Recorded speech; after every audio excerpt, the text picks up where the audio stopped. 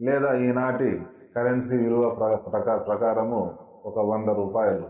అంటే ఈనాటి 1.5 కిలో బియ్యము, 1.25 కిలో బియ్యము 100 రూపాయల విలువ ఉంటుంది. కాబట్టి ఈ విధంగా కుటుంబంలోని సభ్యుల తరపు నుండి పేదవారికి దానం చేయడాన్నే ఫిత్రా దానము అంటారు.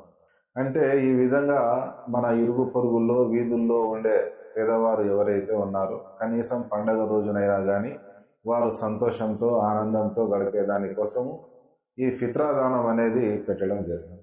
మరీ ముఖ్యంగా ఈ రంజాను మాసంలో ప్రత్యేక శిక్షణ ద్వారా ప్రతి వ్యక్తి కూడా ఉపవాసం పాటిస్తాడు. కాబట్టి పేదవాని యొక్క ఆకలి దప్పులు అతనికి అనుభవపూర్వకంగా తెలవడం జరుగుతుంది.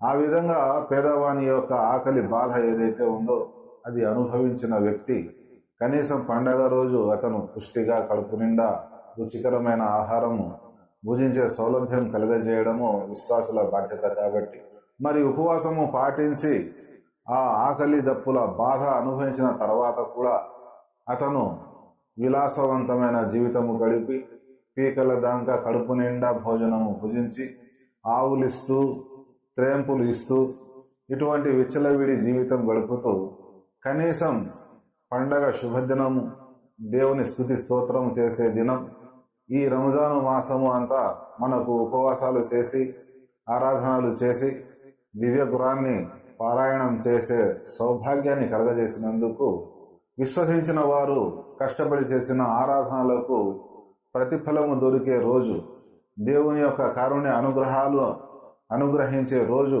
ఈదుల్ ఫిత్ర్ షవ్వాల్ యొక్క మొదటి తేదీ. కాబట్టి ఆ రోజున ఎవరైతే బీదలకు దాన ధర్మాలు చేయరో, ఫిత్రా దానం చేయరో, ఈ ఫిత్రా అనేది పండుగకు ముందే చెల్లించాలని ప్రియ ప్రవక్త ముహమ్మద్ సల్లల్లాహు అలైహి వసల్లం గారు తెలియజేయడం జరిగింది.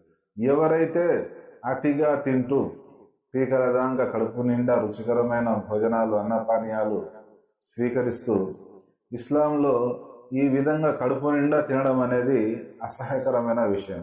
త్రేన్పులు ఇవ్వడం ఇది అసహ్యకరమైన విషయం. ఆవలింపులు తిండి ఎక్కువ అయిన కారణంగా ఇది చాలా దేశాలలో చాలా ప్రజల